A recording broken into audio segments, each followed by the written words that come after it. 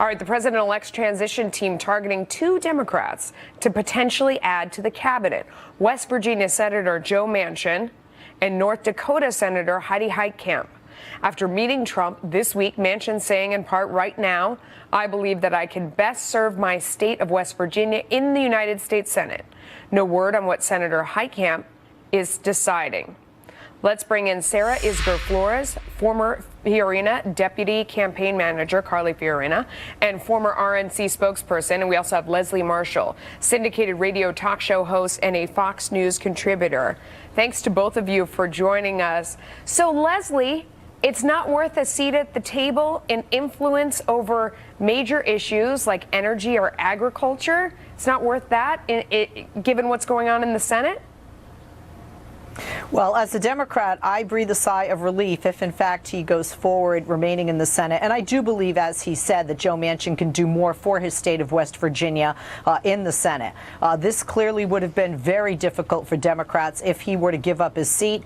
In the midterms, Democrats have 25 seats up for grabs as opposed to 8 seats that Republicans have. And about 10 of those are in districts that voted heavily Trump and are looking more red-leaning at this moment. Yeah. Sarah, I mean, you know, conspiracy theorists think that courting both of these candidates isn't about trying to be partisan and trying to bring Democrats to the table and, you know, the whole kumbaya moment out there, that it's really about the Senate. What do you think?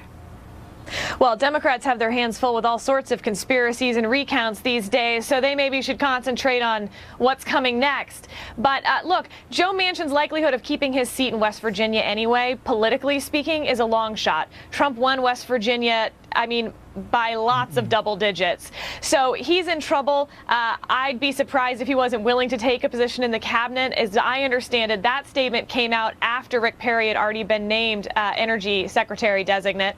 So I think that Donald Trump is actually looking for the best people for his cabinet. And whoever that happens to be is who's getting tapped. So whether he picks Democrats or not, while I think that it makes a ton of sense to look at 2018, unfortunately for Democrats, that's already a huge uphill battle for them. Republicans are in a very safe spot keeping the Senate in 2018. Leslie, I mean, it makes it seem like, you know, Democrats don't care about policy, they care about power. You know, you have a chance to really have influence over what's going on by holding one of these cabinet posts, and to put it aside when the balance of power right now, it's already 52-48. What difference does one more make? I mean, isn't it more important to have real impact in agriculture or energy?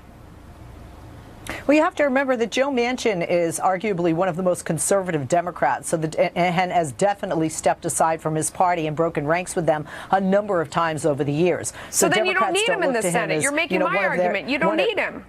No, because I don't agree that when you get into the cabinet of a president of that party, that, you know, you're going to fight with the commander-in-chief on every issue and that you're going to help your party. As a matter of fact, what you're going to do is you're going to help put forth the agenda of that commander-in-chief, whether they're a Democrat or a Republican. And regarding power, hey, if you don't want to have any power with regard to a filibuster, you want a filibuster-proof, Senate, and if you want the Republicans to have enough votes to override a presidential veto, well, I would say that definitely is a power grab that's worth the fight. All right, we're going to leave it there. Thanks to you, both of you. We appreciate it.